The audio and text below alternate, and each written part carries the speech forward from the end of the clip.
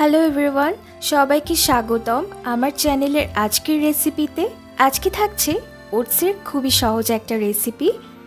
Oats এমন একটা খাবার যা সব বয়সের মানুষই খেতে পারে। আমরা সবাই কম বেশি ওটস রান্না করতে জানি, তবে আমি যেভাবে রান্না করি সেই আইডিয়াটাই আপনাদের সাথে শেয়ার করব।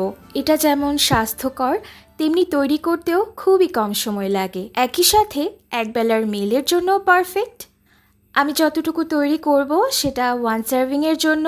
এই ডিশটা অনেক ফিলিং, যে কারণে খাওয়ার পর 4-5 ঘন্টা অনায়াসে পেট ভরা রাখবে। চলে যাচ্ছি রেসিপিতে। এখানে ব্যবহার করছি কোয়েকার ওটস, এটা রোলড ওটস। এবার একটা হাঁড়িতে নিয়ে নিব 4 টেবিল চামচ ওটস,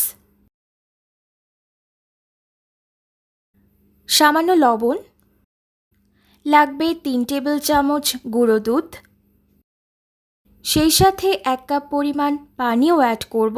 পানিটা রুম টেম্পারেচারে আছে। এবার একটা চামচ দিয়ে সবগুলো উপকরণ একসাথে মিশিয়ে নিব। এই হাঁড়িটা সরাসরি চুলায় বসিয়ে দিব। চুলার আঁচ হাই হিটে রেখে অনবরত নাড়তে থাকব। এই কাজটা করতে হবে মাত্র কয়েক সেকেন্ডের জন্য, এই ধরুন 15 সেকেন্ডের মতো।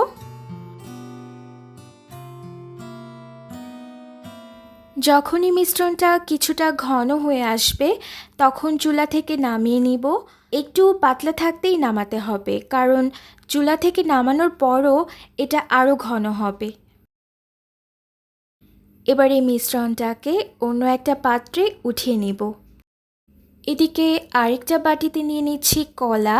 2টো কলা নিয়েছি, বড় সাইজের হলে একটা নেবেন। এখন একটা কাঁটা চামচ দিয়ে ম্যাশ করে নিব।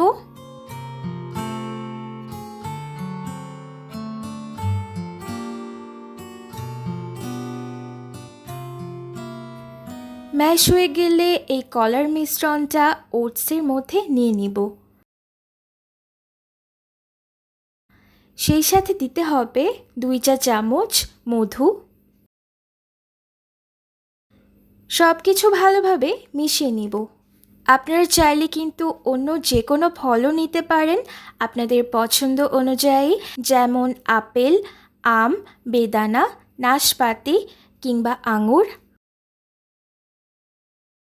ব্যাস, তৈরি হয়ে গেল হেলদি এবং একই সাথে মজাদার মিল্ক ওটস। এখন একটা সার্ভিং ডিশে নিয়ে নিব।